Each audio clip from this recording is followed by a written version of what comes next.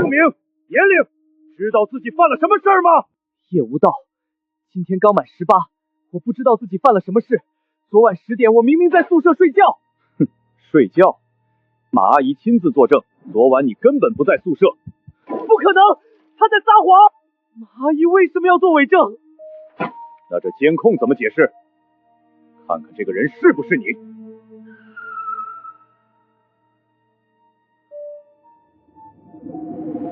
这不是我！我连饭都快吃不起了，哪来的跑车？这个人只是跟我长得像而已。你们找错人了。找错人？那这份认亲声明怎么解释？叶振山和你签署的认亲声明，司法公证过的亲笔签名，上面白纸黑字写的清清楚楚。叶振山将名下价值800万、车牌号海 A 1111的限量版跑车赠送给你。叶振山？谁是叶振山？我这辈子连这个名字都没听过，这是伪造的！伪造的？那你给我好好解释解释，你的 DNA 血液为什么会清清楚楚的出现在这辆肇事跑车的安全气囊上？没有确凿的铁证，我们会抓你。当事者叶无道遇事处置不当，擅自离区，事态影响较重，裁定长期约束管教15年。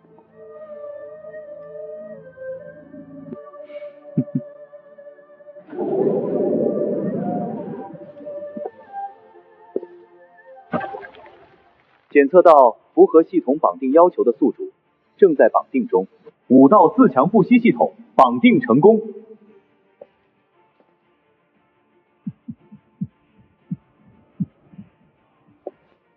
叶振山、叶明远，15年，不需要。等我从这里出去那一天，就是你们叶家付出代价之日。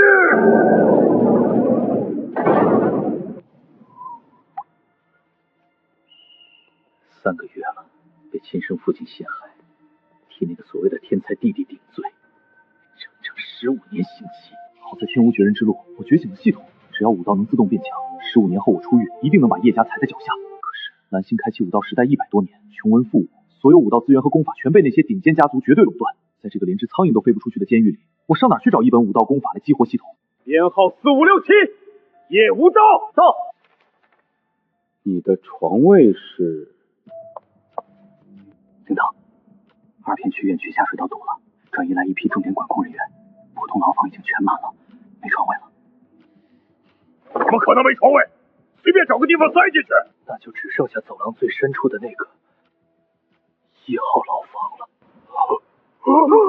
领导，这小子就是个毫无修为的普通人，把他扔进去，活不过今晚绝对会被玩死的。怕他被玩死？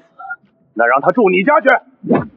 一个替人顶罪的没背景的弃子而已，死在里面就报个疾病暴毙。送他去1号牢房。编号4567，拿着你的东西进去，3天之内把监狱工作背熟。小子，进去后自求多福吧。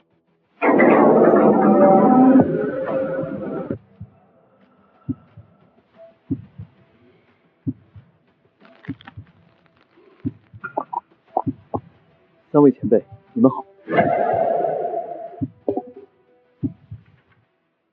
到底上哪儿去弄一本武道功法？小子，你一个毫无修为的普通蝼蚁，是怎么被扔进这死字号安置隔间的？你犯了什么事？我没犯事，我是被亲生父亲陷害的。哦，现在蓝星联邦的法律可严丝合缝，能把黑的做成白的。陷害你的人通天手眼啊，是很厉害。海城市排名前10的顶尖家族叶家。叶海鹏那个老鬼陷害的你？不可能吧？叶海鹏好歹也是个后天巅峰的武者，在这海城也算个名宿。哼，陷害你一个经脉堵塞的普通废物干嘛？叶海鹏是谁我不认识，是叶振山把我送进来的。我说呢，原来是叶海鹏那个靠吃补药堆上去的废物儿子。小子，看你骨子里透着一股狠劲儿，你想不想报仇？我当然想，做梦都想将他们剥皮抽筋。叶家是武道世家，掌握着海城无尽的武道资源，一个普通人拿什么对付叶家？叶家根本不值一提，叶海鹏不过是个区后天巅峰而已。小子，你要传你绝世之技，想要对付叶家，就如拿捏寻常蝼蚁般轻而易举。刑天，你愿意教我武道功法？小子，诚心行礼，拜入我门下，然后出去替我扳倒整个叶家势力，怎么样？检测到功法源，检测到功法源。呵呵，胡老鬼，你这老脸还要不要？你自己在这个偏僻之地卡了10年，也才堪堪是个后天大成之境，找死！这就是蓝星武道时代的高手吗？光是这份气势，就让人感觉难以承受。再吵吵闹闹的，就别想安稳修行，我把你们3个剁了喂狗！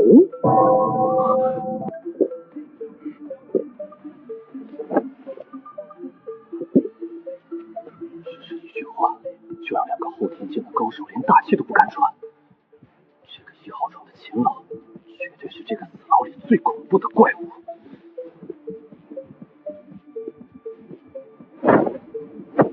秦老前辈，求您收我为徒，我想跟您学习武道，我需要力量去洗解我的冤屈。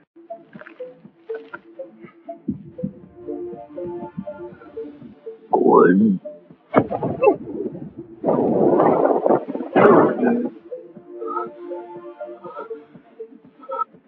是啊，这种通天的大人物，怎么可能会收我一个被判了15年的普通废物为徒？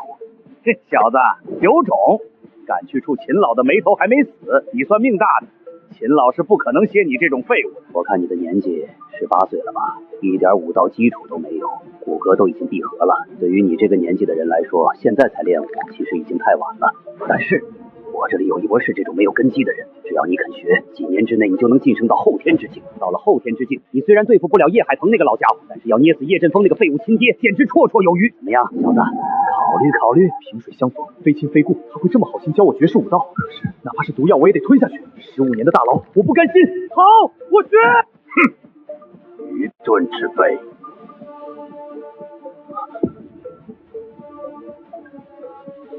徒弟叶无道，拜见师傅。好徒儿，为师名叫胡连峰，外号刀疤胡，乃是后天大成的顶尖强者。既然你拜我为师，为师就传你无上功法万劫筑体诀，只需要像普通武者那样自山如雨的体骨，只需要在呼吸之间引灵气入体，就能自动淬炼筋骨。多谢师傅。但这功法有个门槛，你根基太浅，光靠呼吸不够。为师现在就大发慈悲，先渡你一道本通经脉，等你在丹田内养出熔炉种子，你就能自行修炼了。把手伸出来。好小子，你的先天底子很不错，已然年满18，体内经脉依旧通畅无碍，熔炉种子已经种好了。接下来我传你功法口诀，只说一遍，竖起耳朵仔细听好了。人有4海，胃者水谷之海，冲脉者12经之海，山中者气之海，脑者髓之海是也。丁，检测到外部功法输入，恭喜宿主成功领悟绝品吸星大法北冥神功残卷版。什么？北冥神功？这老东西刚才口口声声说传授我的是断体神功万劫筑体诀，为什么系统鉴定出来的是北冥神功？我明白了，我全明白了，根本就没有什么万劫筑体诀。这个老畜生是故意把北冥神功包装成断体功法传给我，他强行注入我体内的根本不是什么熔炉种子，而是同源真气的定位印记。他自身卡在当前境界10年难以精进，便来到修行境术之中，这般身世单纯之人加以利用。等我修为抵达后天小成境界，他便会借助功法之力吸下我一身修为，汲取我自身本源精气，借此助力他冲破桎梏，迈入先天境界。你想把我当成突破境界的人肉炉鼎？怎么了，乖徒儿？功法太深奥，没记住。徒儿愚钝，求师傅再念一遍。徒儿一定拼死修炼，绝不辜负师傅的栽培之恩。老咱们走着瞧，看看最后到底是谁吸干谁。怎么，有什么问题吗？没有，师傅，只是这万劫筑体诀太深奥了，徒儿感觉有些地方晦涩难懂，简直像天书一样。那是自然，我传你的这套武道心法可是武道界的高阶武道心法，修炼到圆满之境，甚至能触摸到传说中顶尖武修境界的大门。你一个从未接触过武道的普通人，听不懂是正常的。慢慢练，只要你记住口诀，自然就能领悟其中的奥妙。多谢师傅赐教，徒儿一定拼命练。你记得到底怎么样了？我可是连最核心的运气法门都教给你了。记得差不多了，师傅，有些细节还不太牢，到时候徒儿再向您请教。那你好好修炼，为师传经耗费了精力，先去休息一会儿。有什么不懂的，尽管来问我。练得越快越好啊，越快越好。胡老鬼，你还真挺舍得下血本啊！竟然把北冥，把底牌功法一字不落的全说了出来。你在这死牢里大发慈悲，就不怕我偷学了去？我既然收他为徒，自然要好好教导，绝不藏私。独眼龙，你要是想学，跪下磕头叫我一声师傅，我也可以教你啊。哼，就凭你也配当我师傅？拿人当顶炉的下作手段，简直是误人子弟！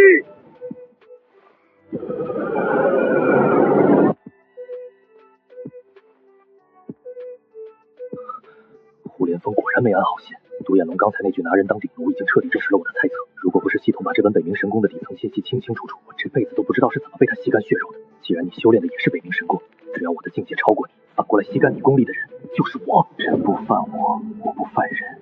你若是真敢把我当炉鼎，我叶无道绝对会让你死无葬身之地。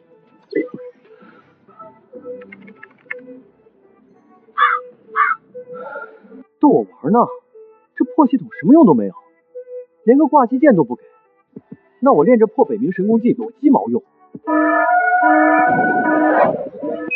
检测到宿主对系统的蔑视，触发愤怒的系统隐藏任务。发布随机任务，挑战绝世高手。触下废弃形态。发布随机任务，挑战垃圾。居然这般神奇，功法竟拥有自主进阶的灵性。原来这就是真正的武道自强系统。只要我不断言语提点，激励体内功法，功法便会为了突破自我潜心精进，继而将修行反哺给我。就加这点经验值，堂堂绝世神功，简直丢人现眼。系统愤怒文件。果然有用，但这得一句句骂，太累了。既然叫自强不息，你不能自己动吗？你到底行不行？能不能自己修炼？你要自强啊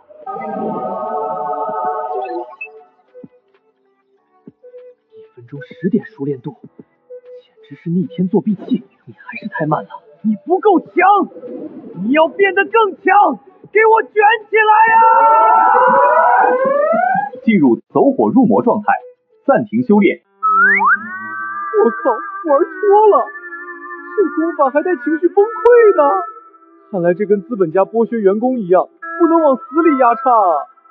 没事，慢慢来，是我太心急了。你已经做得很棒了，不要给自己太大压力，我们一起变强就行，稳扎稳打才是王道。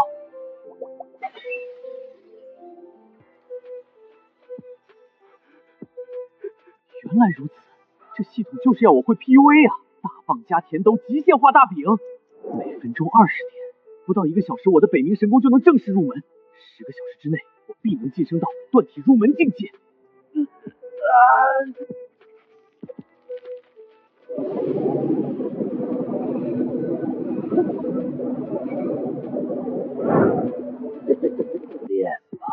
练吧，你个蠢货！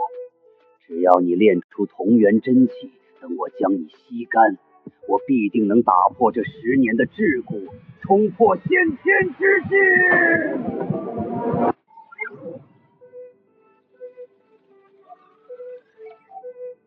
叶真山，叶明远，你们这对连都不如的父子，等我出狱那天，我会让你们知道什么叫真正的残忍。不行，第一次修炼不到1个小时就把顶级功法练到入门，这太高张调了。胡连峰本就没安好心，要是让他看出端倪，我今晚都活不过去。得让功法先停下来。您的功法北冥神功听到您的发言，感到极度不屑，并且向您竖了一个中指，表示燕雀安知鸿鹄之志。谁都不能阻止变强！功法成型了也不好啊，完全不受控制怎么搞？我这是请了个祖宗在体内啊！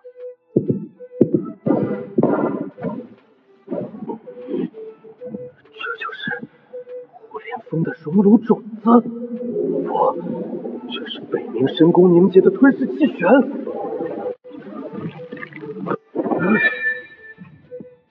骨骼爆鸣，功法入门，洗金法髓。不到1个小时，功法入门，到底是从哪儿冒出来的怪物天才？新的功法北冥神功首次突破境界，心情极度愉悦，他决定再接再厉，修炼速度翻倍。修炼速度直接翻倍了，照这个变态的速度，再过几个小时，我就能真正踏入武道大门，晋升断体境了。但这天赋太逆天了，一般的天才练到断体境要1年，我只要几个几小时。胡连峰绝对会起疑心，如果他发现我不可，要提前动手把我当炉鼎吸干。我现在还不是他的对手，必须稳住他。师傅，我刚才突然感觉全身骨头都在响，浑身痒痒的，这是怎么回事啊？我是不是练出岔子要死了？别慌，好徒儿，看看你自己身上。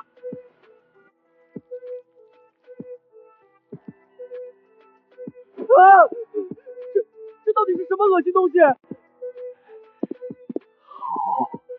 太好了，不用怕，这是你功法入门后引发的洗金法髓。这些黑色液体是你体内堆积了18年的杂质和毒素，毒素排空，你就是一块完美无瑕的璞玉。以后修炼的速度会1日千里。行了，赶紧去厕所洗洗，我们这死牢里空气不流通，你这味道简直比死老鼠还难闻。可是现在大白天的能洗澡吗？我在看守所的时候，1周只能洗1次，还限时10分钟。这可是海城第一监狱的死牢啊！想什么呢？我们这个牢房不需要遵守那些垃圾规矩，厕所里就有淋浴，自己滚进去洗。是监狱的厕所？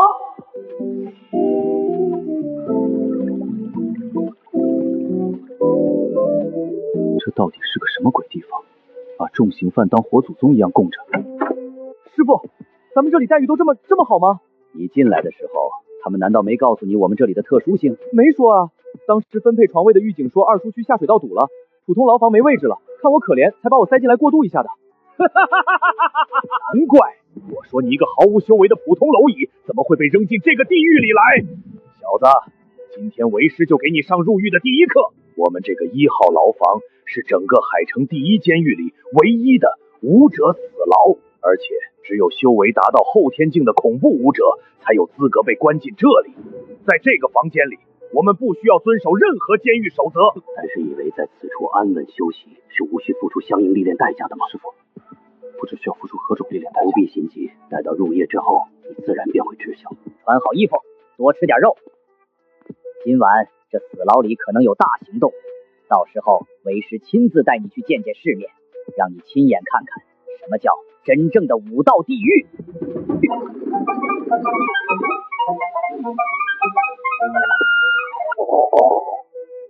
我在临时监管点天天啃冷馒头、水煮白菜，这特殊死牢里的伙食竟然比外面5星级酒店还夸张。三位爷，到点吃饭了。编号4567，看什么看？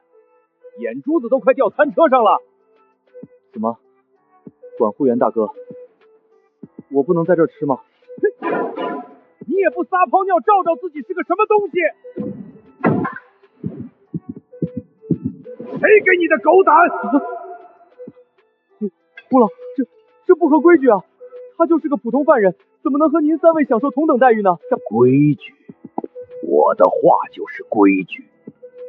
我已经收叶无道为关门弟子了，以后我吃什么他就吃什么。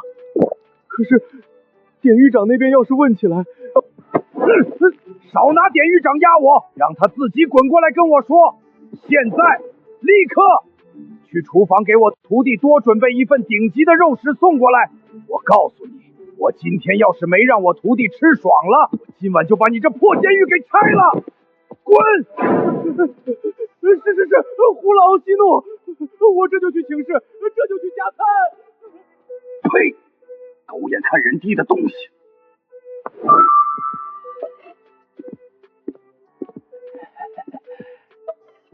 好头儿，吃。你刚开始修炼北冥神功，身体消耗极大，千万不能饿着。以后但凡饿了，随时跟为师说，为师让监狱给你送。多谢师傅。让我吃好喝好，不过是为了让我赶紧养肥体内那颗同源真气的种子罢了。你把我当成突破境界的极品炉鼎，那我就将计就计，拿你当免费的超级提款机，咱们走着瞧。师傅，这么大一个肘子，我一个人吃不合适吧？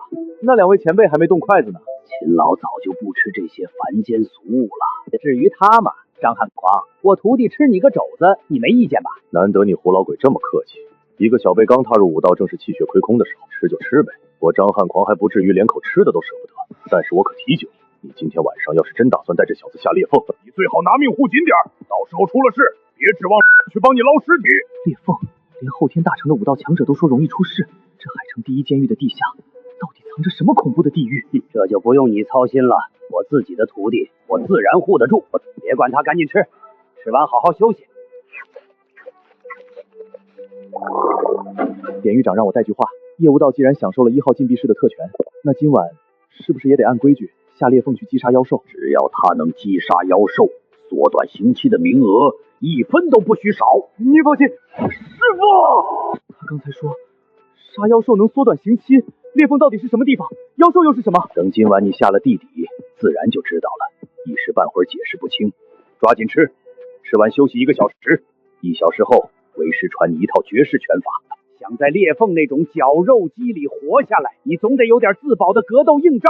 叶震山，你以为我这辈子都毁了吗？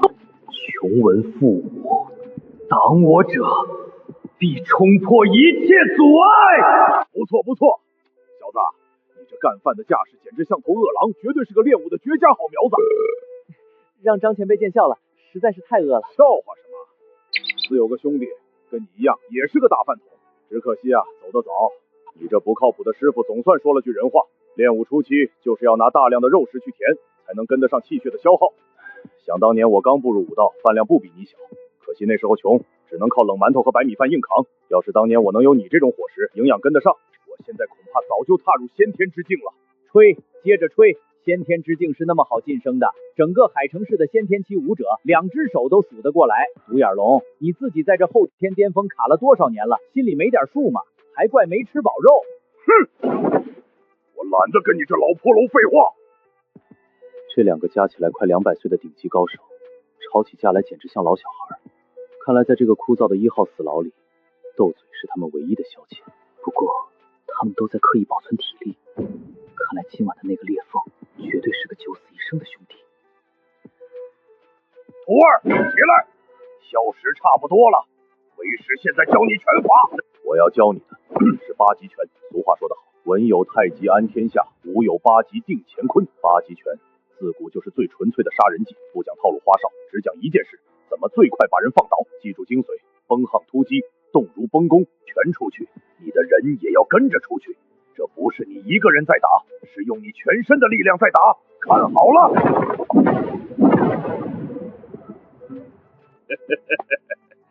这就是你所谓的胡老鬼，你这8极拳打得确实够响啊！但是这种初级拳法拿去打普通人还行，你让他用这种花拳绣腿去对付裂缝里的妖兽，你这简直是让你徒弟去送死！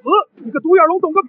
我不懂，你个没长眼的东西！你再说一遍！他现在连断体境都没进，8极拳最适合他，既能断体打基础，又有关节防身，这叫稳扎稳打。呸！小子，你师傅小气，不肯教你真正的杀人技，那我来教你几招狠的。瞪大眼睛看好了！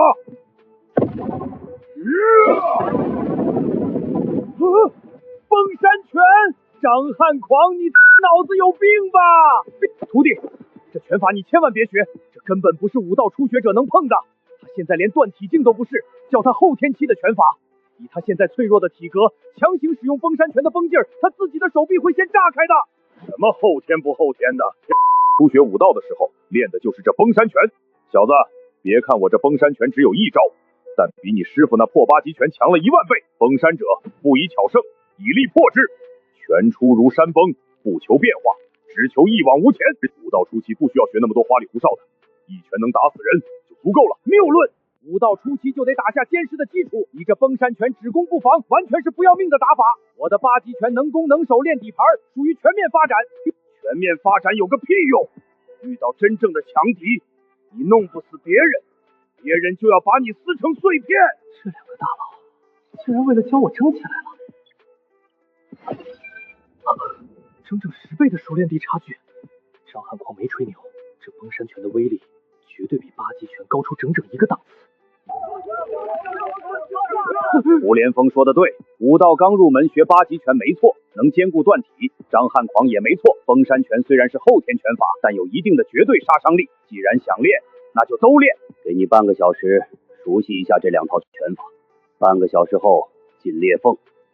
这小子你自己看着办，要是死了，拿你试问。好的，秦老您放心。徒弟，刚才为师演练的8极拳，你看明白没有？看明白了。那独眼龙只打了1拳的崩山拳呢？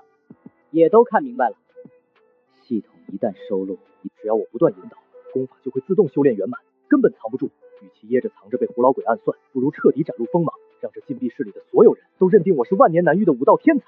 秦老刚才竟然主动帮我说话了，也许是我1个小时入门北冥神功引起了他的注意，只要我展现出足够的价值，让秦老对我生出惜才之心，到时候胡老鬼要是真敢动我这颗炉鼎，秦老就是我最硬的免死金牌。看一遍就全明白了。没看出来，你小子还真有逆天的武道天赋。看来我老胡这次的运气还真是不错。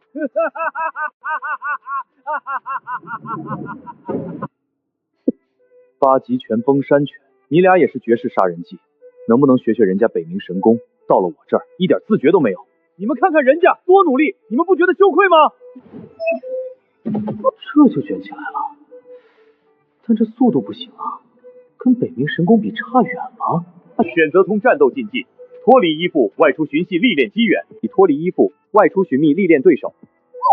天哪，居然还能有这般运作方式！心法能够自行静心参悟提升，武技竟还能独自外出与人切磋历练。不仅能无限刷熟练电，还能把实战的肌肉记忆和战斗经验100%反馈给我。我这是躺在床上就能成为身经百战的实战宗师。外挂才是真正的终极外挂。小子，你搁那傻笑什么呢？修炼武艺可不是练内功，你不下床比划两下，搁梦里练拳呢。多谢张前辈提醒，我刚才是在脑子里反复消化您和我师傅教的拳法精髓呢。他到底是你徒弟还是我徒弟？我这个当师傅的都不急，你在这瞎急什么眼？我徒弟才刚踏入武道大门，面对这么高深的拳法，不需要好好在脑子里偷眼参悟一下吗？哼，你当然不急了，你自己心里打的什么龌龊算盘，你自己清楚。我是看这小子确实是个难得的好苗子，不想眼睁睁看着他毁在你这种阴险小人手上。张汉狂，你这话是什么意思？胡老鬼，你传他的北冥神功到底有什么用？你当我不知道吗？拿活人！怎么，你想横插一脚？独眼龙，你别忘了这死牢里的江湖规矩。算老子多管闲事，这是你们师徒之间的家事，不说了。果然，胡老鬼就是要拿我当突破境界的人肉炉鼎。张汉狂是看中我的修行天资，有心出言提点，暂且压下话语。师傅，您方才和张前辈在谈论什么呀？又是什么规矩呢？没什么大事，你当下只需专心潜心修行，一心一意稳步提升便可。为师自然会将所有事情尽数告白于你。徒儿明白了。后天小成，那就是你打算把我吸干的日子吧？老你放心，我一定会给你一个天大的惊喜。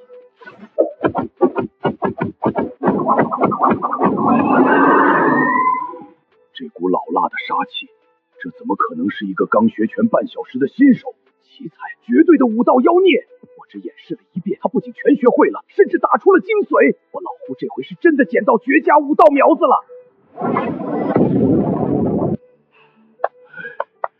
暴殄天物，暴殄天物啊！时间到了，出发！别练了，跟紧我！小子，等下进了裂缝，寸步不离的跟着你师傅，到处乱跑，后果不堪设想。晚辈明白。隔空开锁，没有钥匙，连碰都没碰到外面，这是什么恐怖的超凡手段？他既然有这种手段，这破监狱的铁门怎么可能关得住他？他或者说他们三个，为什么心甘情愿被困在这座死牢里？那地底下的裂缝到底藏着什么惊天动地的秘密？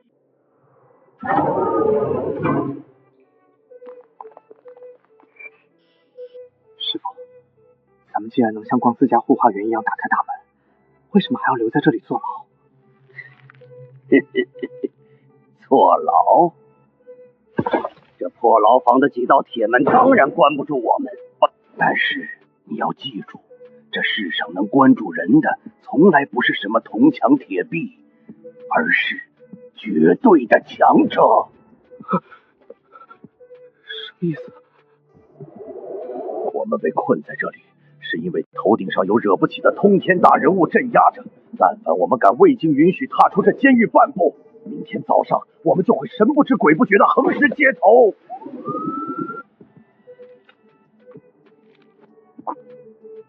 所以，我们现在去那个裂缝杀妖兽，是为了戴罪立功。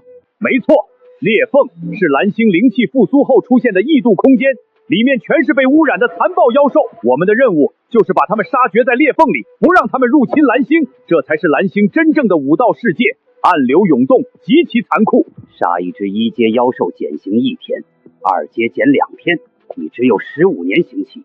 1天杀一只1阶妖兽，7年就能重获自由。1阶妖兽好杀吗？别做梦了，妖兽的肉身比人类强悍10倍，普通的1阶妖兽就能硬刚人类的断体大成，厉害点的1阶妖兽必须后天期武者才能解决。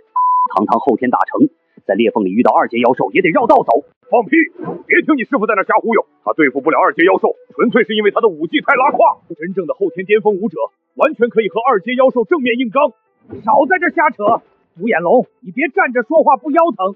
你现在也是后天巅峰，你敢去和2阶王级的地猎兽单挑吗？地猎兽那是王级血脉，能一样吗？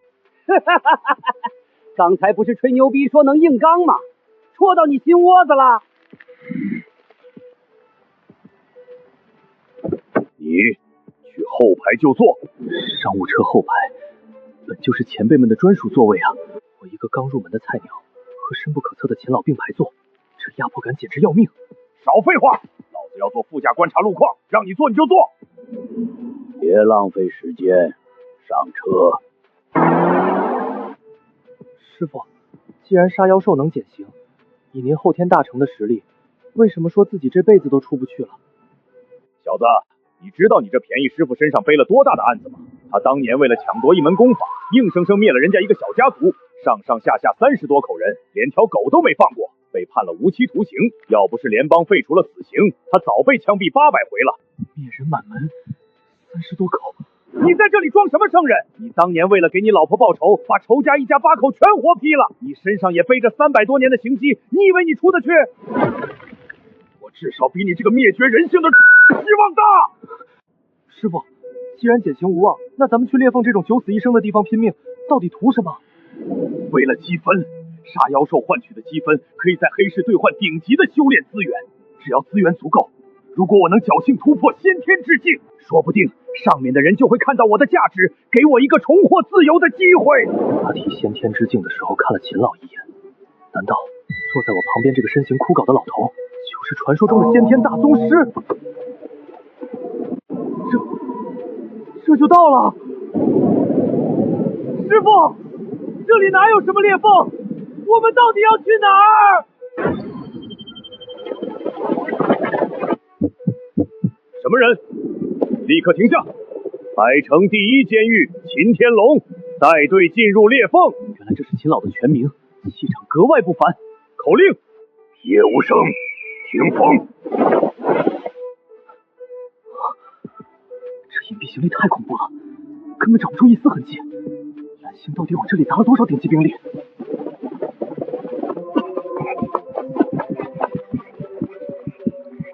该死，大佬们的速度太变态了，根本跟不上。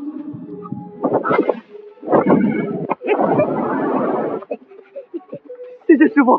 闭嘴，别泄了真气。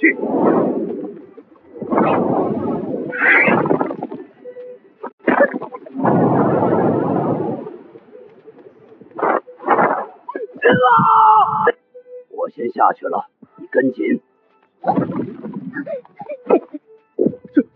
这是什么怪物？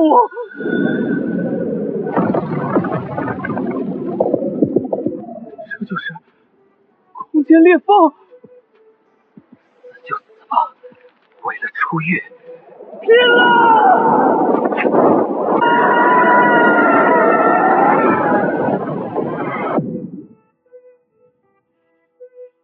行了，别闭着眼睛了，我们到了。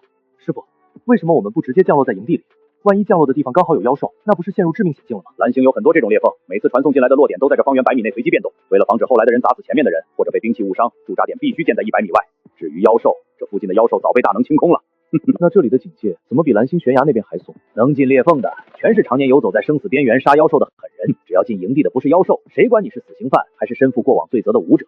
蓝星的重兵把守，是为了防止普通人误入，更是为了防止里面的恐怖妖兽钻出去侵扰氏族城池。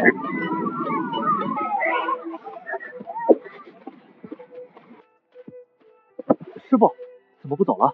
我要先带你进去，注册一个除魔卫的身份。没有这个身份，你杀再多妖兽也得不到1分钱奖励，更别想去兵器库租借武器。除魔卫，地位很不一般吗？这不仅是你在裂缝世界行走的通行证，更是你逆天改命的终极筹码。只要你杀的妖兽足够多，只要你获得的荣誉足够高，你甚至能拥有超脱常规的刑事权限，是直接拥有世俗难如至高权限的无敌存在。要不然你以为我们这群死刑犯凭什么能让狱警恭敬相待，格外礼遇？哪怕你被判了15年，只要你能杀出赫赫威名，联邦甚至会主动给你恢复过往身份，授予世俗高位。凌驾联邦，洗白身份当议员，这一翻盘是要杀妖兽。师傅，带我去注册。新人报道，领取身份勋章和记录仪。姓名、联邦身份编号。业务到 LXH6520215545。连断体镜都没进的普通人，带普通人下裂缝，你确定不是让他涉险？出示你的除魔卫勋章。白银除魔卫，后天大成，带个普通人倒也勉强。但我提醒你，千万别带他靠近峡谷那边，那里的2阶妖兽最近暴动频繁，你们去就是给妖兽自投险地。放心，我们队伍里还有一位黄金除魔卫压阵。业务到，恭喜你成为黑铁除魔卫，击杀一只1阶妖兽获得1积分，击杀2阶2积分，攒够1000积分就能换取青铜勋章。你是海城第1监狱的高危刑者，刑期15年，只要你能在这里攒够5475点积分，你的刑期将自动清零，当场无罪释放。5475个积分，意味着要降服5000多头1阶妖兽，很难，但这是我翻盘的唯一希望。师傅，您之前说自己有900多年的刑期，那岂不是要30多万积分才重获自由？我在海城监狱被关了整整6年，九死一生，也才攒了4万多积分，连黄金除魔卫都没混上。按照这个速度，我得杀个50多年才能出狱，除非我能突破到先天之境，强行增加寿元。师傅，那秦老呢？您说的黄金除魔卫就是秦老吧？他到底有多少年刑期？闭嘴！不要再掺秦老的事情。我只能告诉你一件事，秦老身上的刑期比我和张汉狂加起来还要多1倍。胡老鬼师傅重灭判了900多年，张汉狂屡犯劫判了300多年，秦老的刑期比他们加起来还多1倍，那就是2500多年。他当年到底干了什么搅动乱世、罪孽深重的惊天过往啊？而且秦老马上就要晋升钻石除魔卫了，他是1号牢房里待的最久的人，整整10年。晋升青铜1000分，白银1万分，黄金10万分，钻石那可是整整100万积分，10年刷了100万积分，平均每天要降服200-300只同阶妖兽，这哪里是凡人还是人嘛？先天之境的强者，在妖兽群里简直就是人形战尊啊！这是官方的兵器库，用积分就能租借或者购买顶级兵器。你现在连1分都没有，进去也是白搭。在这里等我。师傅，我有一点想不明白，既然是为了制衡妖兽，用远程火力器械不是更高效吗？重型连发装置，远程破甲器械轻脚，不比用冷兵器近身鏖战快得多？为什么除魔会拳在用冷兵器奋力御敌？用远程器械？你以为联邦政府没试过吗？裂缝里的妖兽不是几只几十只，那是成千上万，犹如海啸一般的汹涌兽潮。只要你敢在这里催动远程器械，无论你用多高级的连声装置，哪怕只是一声最微弱的器械声响，城方圆几十里的千只赤人妖兽就会像闻到战气到的凶兽一样，疯狂向你涌来。当年联邦第一批先遣队试图用巨力器械清剿，结果引爆了100万级的兽潮，整个军团全员沦落，连残骨碎屑都没剩下。在这里想要安稳立足，唯一的办法就是用你手里的刃器近身抗衡，把他们击溃斩退。原来如此，在这个诡异的异世界，火器成了引险之兆，只有最纯粹的肉身力量，最凌冽的冷兵器厮杀，才是安稳立足的唯一真谛。好啊，不就是近身抗衡吗？等我的崩山拳和8击拳满击归来，我会用这双拳头硬生生砸出一条通往自由的生路。走，去和秦老他们会合。今天带你见识见识，什么叫真正的试炼绝境。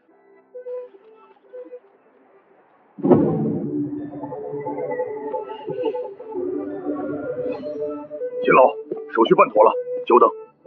上车，走。路线有偏移，拨打方向盘，直走，前方3公里右转，避开2阶兽群活动区。难怪胡老鬼死活要坐副驾，张汉狂开车，胡连峰人肉雷达，深不可测的秦老坐镇后排。这3个死刑犯分明是一支在修罗插出来的顶级猎荒小队。您的武技捷报传来，在荒野中疯狂虐杀1妖兽，承诺反复境界，经功法熟练率提升至+20每分钟。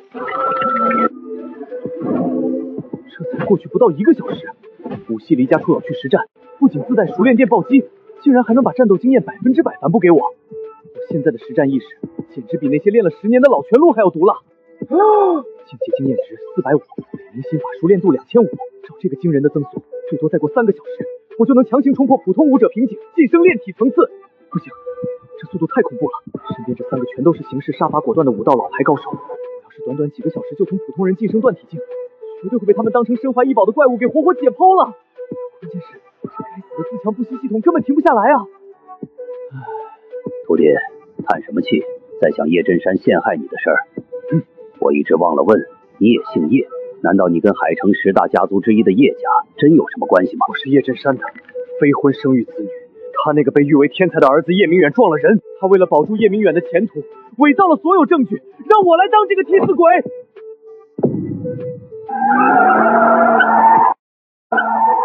叶震山真不是个人！以叶家在海城的权势，随便花钱找个替死鬼，轻而易举，非要把自己的亲生骨肉送进死牢，简直丧心病狂！张汉狂，这你就不懂了吧？叶海鹏虽然是叶家的掌舵人，后天巅峰的强者，但他儿子叶震山就是个彻头彻尾的废物。为了保住叶家，叶海鹏硬让叶震山去给李家当了上门女婿，娶了李家的3小姐。原来如此，李家的家主那可是实打实的先天入门级大宗师。叶海鹏这是在攀附顶尖强者势力啊！小子，我敢打赌，拿你代为担责，绝对不是叶震山的主意，而是他那个性情强势夫人的命令。叶震山就是个依附旁人度日的懦弱之辈，半点主见都没有。小子，你这仇怕是难报了。难报？难道等我在这囚牢里练到武道天境，我还灭不了他们？武道天境？你以为武道天境是唾手可得的层次吗？老夫天纵奇才了，还卡在5大城顶峰，困在瓶颈难突破。你若决意复仇，对手并非行事迁就家人的叶震山，而是根基稳固、势力庞大的整个叶家，还有叶家背后坐拥先天大宗师强者坐镇的顶尖势力李家。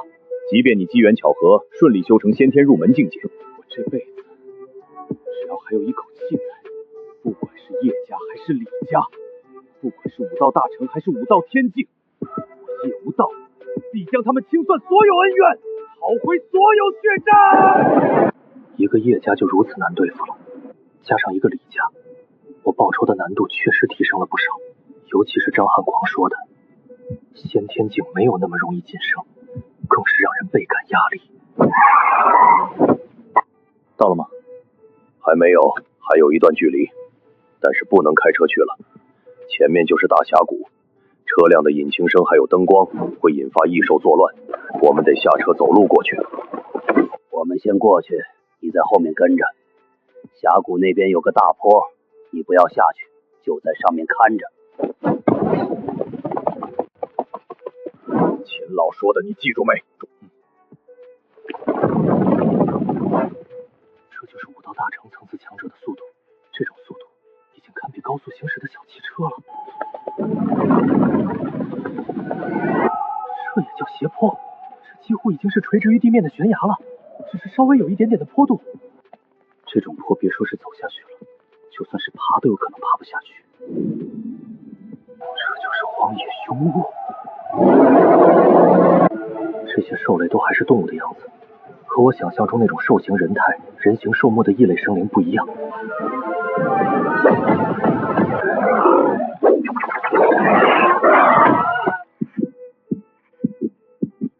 就是武道天境巅峰强者的实力吗？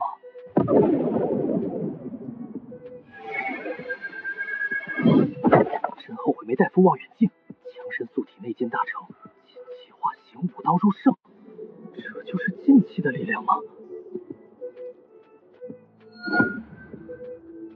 喂，小子，你在这儿站着干什么？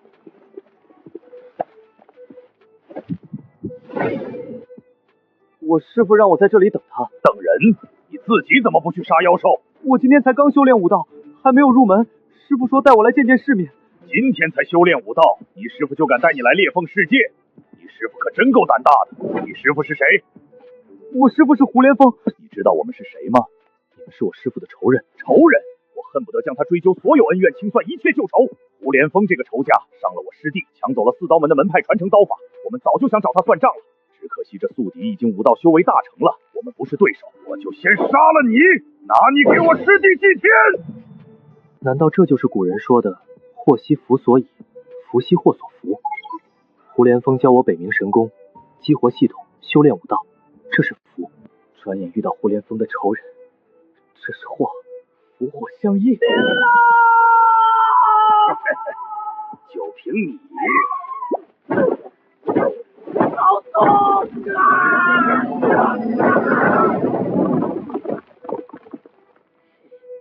小贝，我看你往哪儿跑！别追了，以他凡人的身体强度，从这个高度摔下去，必死无疑。胡连峰就在下面，要是让他发现我们把他徒弟逼下险谷，我们4个人联手都不一定是他的对手。马上撤！是，门主。黑白条纹，海城第1监狱的囚服，峡谷这边全是2阶妖兽，监狱里的普通断体境囚犯根本不敢来送死，那从上面滚下来的业务长！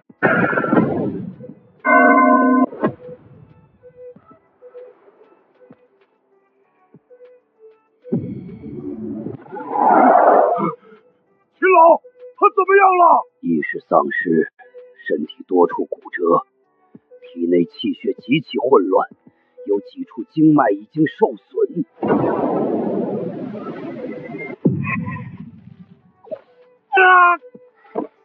徒弟，你怎么了？好端端的怎么从山坡上跌落下来了？我遇到了4个自称4刀门的人，他们说要杀了我，为他们师弟报仇。我没办法，只能往山坡下跑。可我也没想到这坡这么陡，才走2步就直接摔下来了。是不是3男1女？3个中年男人，1个老年女人。妈，我去弄死他们！站住！先别说那么多了。这峡谷这么大，那4个人说不定早跑出裂缝了。你俩先把他送到驻扎点的治疗室去。他这情况没有2、3个月，根本恢复不过来。我没嘱咐你不要随便报我的名字。为师这些年闯荡江湖，仇人太多了，本想带你见世面，没想到害了你。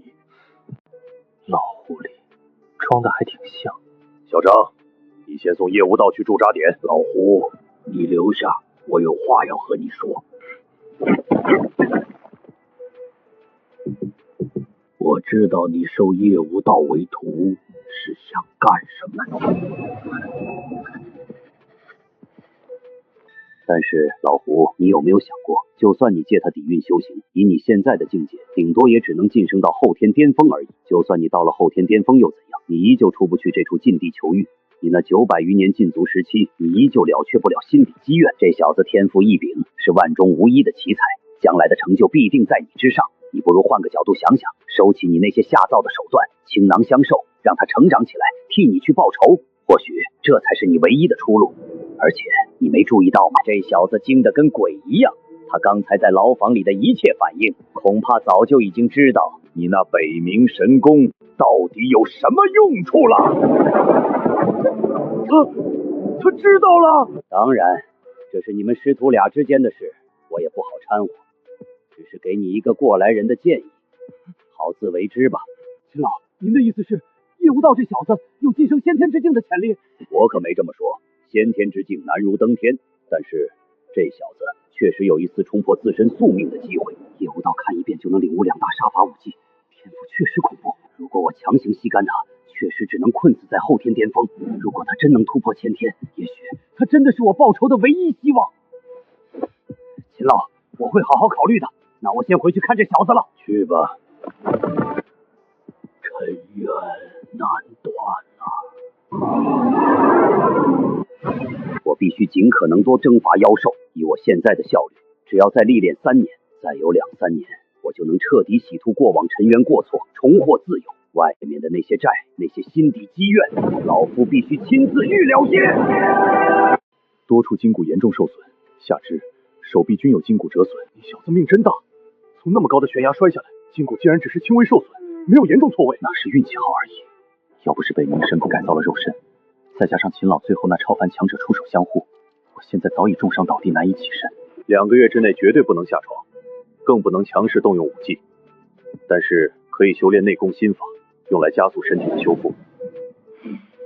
你回峡谷继续征伐妖兽吧，我把他送回禁地居所。行，今晚我非得多宰几头妖兽不可。师傅，我们这是去哪儿？回蓝星。从蓝星过来的裂缝在深山悬崖边，但返回蓝星的出口裂缝在营地外面的小池塘边上。师傅，既然出口在这儿，为什么不把整个驻扎点就建在裂缝边上？现在还要单独派人守着池塘，这不是分散人力吗？你以为联邦不想吗？这空间线体自带奇异生灵特质，它会时不时的缩小变大，而且一旦遭遇恐怖的兽潮袭击，如果所有人全挤在裂缝这个撤退点，只会造成无法挽回的踩踏和惨重伤亡。把驻扎点建远点，是拿人命堆出来的血泪教训。对了，师傅，我在峡谷那边看到还有些穿着囚服的犯人，为什么我们从第一监狱出来的时候没看到他们？那些穿囚服的是海城其他10几个监狱的炮灰，而我们1号牢房是整个海城第1监狱最顶尖的后天境专属死牢，我们享有绝对的特权。我们晚上8点出发，其他所有牢房的犯人必须等到9点才能出来，这就是特权。那为什么除魔卫只能晚上过来杀妖兽，白天不行吗？因为白天是裂缝世界妖兽全军出动觅食的时间。既然这么危险，只要异兽不踏入蓝星疆域不就行了吗？蓝星联邦的那些高层议员为什么非要耗费这么大的人力物力折损这么多人，贸然进来主动招惹他们？没有天大的好处，你以为那些权势高层人物会甘愿费心费力吗？异兽皮毛与骨络是炼制极品丹药的绝佳灵材，更别说这裂缝世界里还长着无数能让人脱胎换骨的天才地宝。但是蓝星目前对裂缝世界的开发还不足1/1000。我们现在待的峡谷仅仅是裂缝最边缘的低风险区，传闻曾经有几个站在蓝星金字塔尖的宗师级无敌强者，试图跨过峡谷进入裂缝深处探索，结果付出了2死8伤的极其惨烈的代价，才狼狈逃回蓝星。目前蓝星最强的宗师境大能，前去都落得个2死8伤的下场。这裂缝深处到底藏着什么撼动天地的强悍生灵？师傅，您说的这些能让人变强的异兽灵材和极品丹药，我怎么在外面从来没见过？你一个普通人上哪儿见去？这些战略级资源全被联邦高层和顶尖家族严格把控独占，除了拼尽自身在裂缝里积攒积分去兑换，普通人能接触到这些资源的唯一地方只有武道学院。叶明远，我替你进来，你却进了武道学院享受荣华富贵。你给我等着，等我出这所监狱，让亲自杀进武道学院，把你们叶家引以为傲的一切全部踩得稀巴烂。等我伤好，我一定会再杀回来。秦老和胡连峰的仇人竟然是同一个，连秦老这种先天小成的高手都被镇压了，那个海城张家的张建业到底有多强？怎么怕了？你要是怕了就算了，我们师徒一场，既然已经敞开心扉聊开了，我也不会对你有什么坏心思了。先天大成对于你来说确实有点太难了，毕竟现在蓝星武道世界的顶尖资源全都掌握在这些大家族手中。我不求你能撼动张家氏，只要有机会能把张元林弄死，我老胡就死而无憾了。师傅，我倒不是怕，我只是在算，我到底需要多少年才能晋升到先天大成？好小子，不错！叶海鹏执掌的叶家，黎耀祖统领的李家，如今再加上张建业所在的张家，这3大家族皆是海城排名前10的顶尖修行势力。你也不必背负过重压力，脚踏实地，稳步前行就好。这个我心里有数，我心里十分清楚。答应帮他了结与张元恩怨，便等于彻底张家产生纠葛。没有先天大成甚至巅峰的修为，贸然前去便是前路凶险万分。不过，我有专属修行机缘，我坚信终有一日能够超越这3大世家，这天迟早会到来，而且绝不会太久。师傅，您之前说的那位除魔卫统领到底是什么人？他们不是一个人，而是一个极其恐怖的群体。一个由宗师境顶尖强者组成的群体，他们每个人都是除魔卫的统领，负责镇守各地空间裂缝所在的城市，并且每年一轮换，所以我也不知道现在的海城除魔卫统领到底是谁。像海城这样的空间裂缝，在蓝星有很多吗？很多，而且每年还在持续增加。或许正是那一战惊动了裂隙秘境深处潜藏的古老生灵，异兽已然察觉到现实生灵的踪迹，只是暂且还未发起大规模进犯。倘若日后异兽大举踏入现实，必将酿成世间极大危机。竟还有实力远超宗师境强者的异兽存在，那是拥有何等顶尖实力层次的异兽？你不必思虑太过长远，前路有顶尖强者在前扛下风雨。我曾听秦老提及，如今已有宗师境巅峰的顶尖强者正在冲击更高的修行逛界，只是到目前为止，尚且无人能够顺利突破。当初将你逼落山谷的4刀门势力，宗门之内实力最强的，便是那位年长女门主，修为仅仅止步后天初期而已。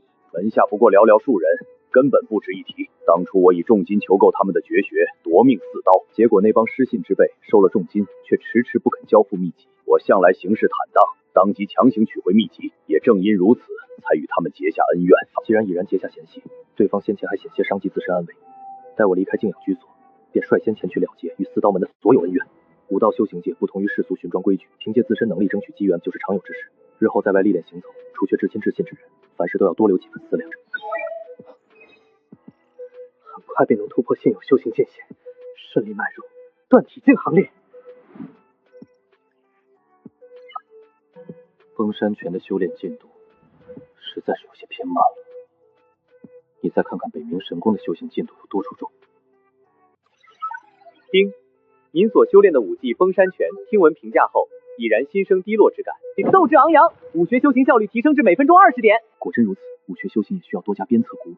武学完成间接后，修习效率自然提升，适度鼓舞便能让进度再度加快。八极拳如今修习进度已然有些滞后了，你不妨看看封山拳，尚且处于起步阶段，精进速度已然快要追上你了。身为顶尖杀伐武学，怎能这般内敛低调？丁，您修习的八极拳受言语催动，已然心生昂扬斗志，战意高涨，一往无前，武技熟练稳步提升至每分钟40点，战意全然释放，武技切熟练额外增幅50点。诸事妥当，3门武学皆已适度点点2次，进入效率最佳的自主精进状态，不宜再多加提点。若是一味刻意提点，容易让武学滋生心绪失衡，误入修行岔路，反而得不偿失。行事贵在有度，静心等候修为圆满精进。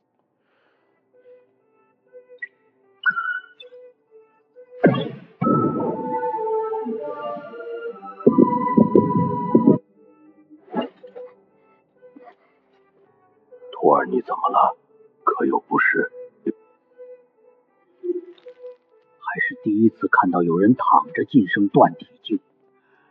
虽然北冥神功没有明确一定要坐着修炼，但是躺着修炼好像有点太离谱了。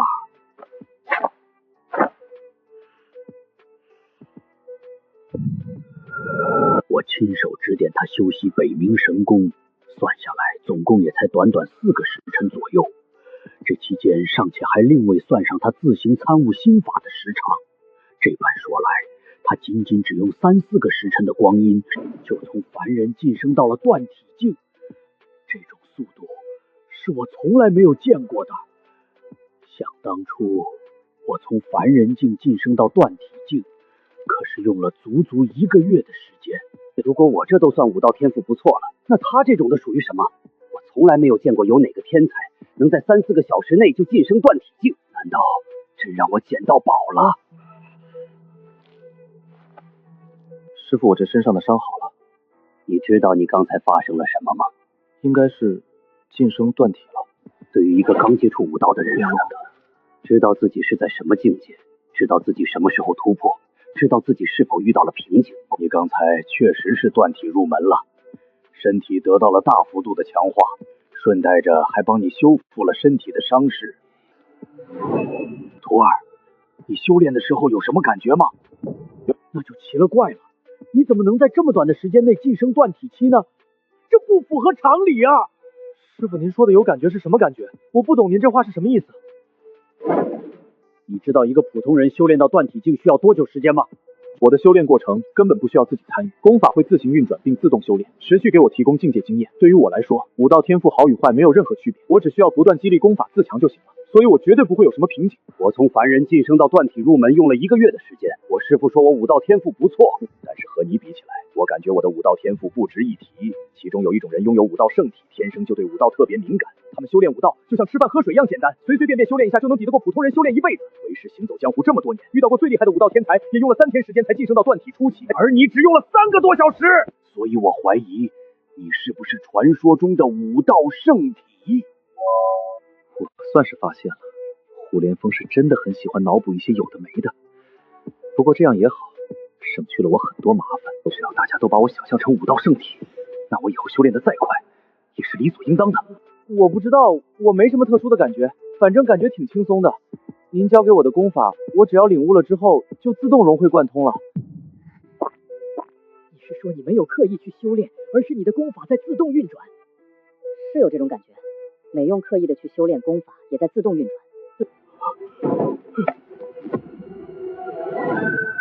正常来说，只有修炼功法的时候，体内的真气才会跟着功法路径在经脉中游走。平常的时候，真气都是在丹田内储存着的。业务到此时都没有进入入定状态，真气却在体内流转，这已经超出了我的认知范围。你是什么时候发现这个情况的？您传授给我北冥神功的那一刻，就是这样。难道真是传说中的武道圣体？武道圣体这种体质，竟然让我遇到了！师父显灵了！我是怎么回事？我心里清楚的很。什么武道圣体，我听都没听说过。我这是开挂了。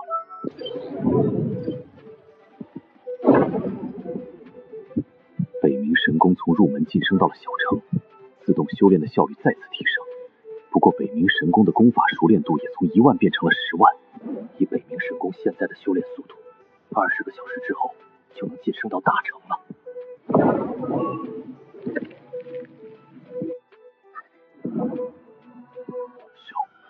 小成了！我自己就是修炼北冥神功的，知道这是北冥神功突破小成的时候，因为经脉没有适应强大的真气，导致的真气外泄。这种情况只会持续1-2分钟的时间，等真气全部回到丹田，体表的真气就会被全部吸收掉。5个小时，功法小成，我修炼了半辈子北冥神功也才大成，距离圆满还有一段距离。而叶无道从开始修炼到现在，一共也才过去了5个小时。如果说之前叶无道北冥神功入门是误打误撞，那么现在叶无道北冥神功小成是纯粹的武道天赋了。入门和小成可不是一个概念。所谓的功法入门，只是初步掌握了功法的运功轨迹，功法运转速度相对较慢；而功法小成是功法已非常熟练，随时都可以进入修炼状态，修炼效果也会大大提升。老子这半辈子活到狗身上去了。秦老他们大概还有5个小时就回来了。你的功法可以自动修炼，那你的武技呢？既然要装天才，那就装得像一点，武技也会自动运转。你打一遍八极拳，我看看你的八极拳到了什么地步了。算了，还是等你伤好了再说吧。师傅，是您显灵了吗？把这么一个怪胎送到了我身边。师傅有点困了，先睡一会儿。你赶紧睡，你受了伤，需要好好休养。今天折腾一天了，确实有点累了。白天从看守所转移到监狱，觉醒了系统，被胡连峰收为弟子，还在裂缝世界受了伤。我感觉今天这一天，比我这18年过得还要精彩。徒儿，醒醒！老夫这么多年了，还是第一次遇到这种情况。秦老，他这是不是武道圣体？说实话，老夫也没有见过武道圣体。这种体质只存在于古籍和传说中，但是古籍中记载的武道圣体，只是说修炼很轻松，功法武技一点就透，也没有说是他这种情况。功法自动修炼，老夫也是第一次见到，之前连听都没有听说过。难道是什么特殊体质？小子，你有没有什么不舒服的地方？手臂和小腿还有点疼，擦伤的地方都结痂了，没什么大碍。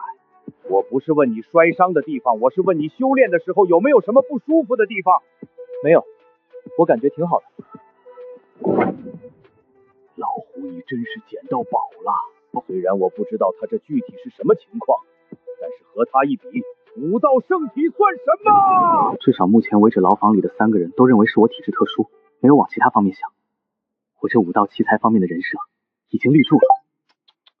可惜呀，这么好的苗子让胡老鬼收了。张汉狂，你这是什么意思？我刀疤胡好歹也是出身名门，总比你这个野路子强吧？逍遥派确实是武道大派，但你好像不是逍遥派的正式弟子吧？我记得没错的话，你师父只是收你为记名弟子，你可别往你自己脸上贴金了。你们2个一天天的能不能安静一点？你俩要是想教都可以教，以他这种武道天赋，就怕你俩没那么多东西教。他一天就能把北冥神功练到小成境界，你这小子的修炼速度，不出1个月就能把我俩身上的东西学个精光。你别看我，你要拜他为师，那是你的自由。现在的武道界并不限制一个人只能拜1个人为师，为师我其实也拜了4、5个师傅。像那些在武道学院的学生学的都是很杂的，都是很多个老师教一群人。不过像大一点的门派还是比较介意这种形式的。但是貌似他们也没有办法阻止这种形式了。那些宗师境的强者要开启全民武道时代，很多门派的镇班功法其实都已经在武道学院免费公开了。你说一个人学了几个门派的功法，他到底算是哪个门派的呢？所以这种事情在现在这个时代是说不清楚的。不要搞这些没必要的礼节，我可不是胡老鬼注重这些东西，你叫我一声师傅就行。说实话，我很想看看你到底能成长到什么地步。待会儿为师传你一套无极功。多谢师傅。不行，你不能叫他师傅，你得叫他二师傅。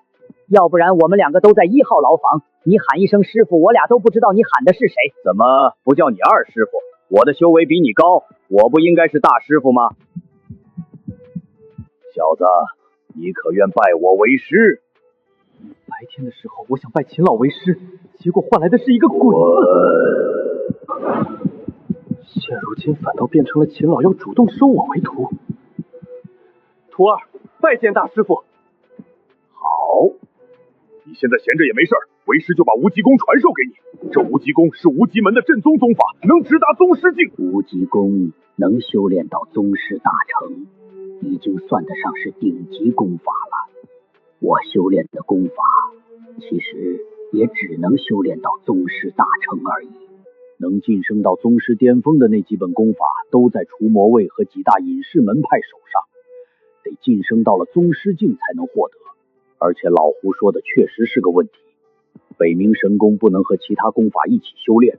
不仅是北冥神功，其实大多数功法之间都是水火不容的。我这里倒是有一本功法，相信你们都听说过，我觉得这本功法很适合他。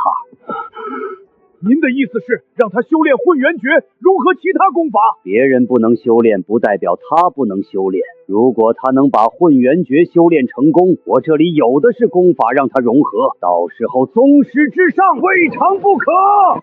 功法相互冲突，这是没办法解决的。毕竟创造功法的人理念不同，创造出来的功法类型也不相同。有追求极致暴力的，有追求平稳修炼的，还有侧重养生的。功法类型不一样，修炼效果也不一样。如果有一本天理可以把其他功法完美融合起来，这本混元诀加上系统，它将成为这个世界唯一的真神。那对于拥有挂机系统的我来说，简直是逆天改命的终极外挂。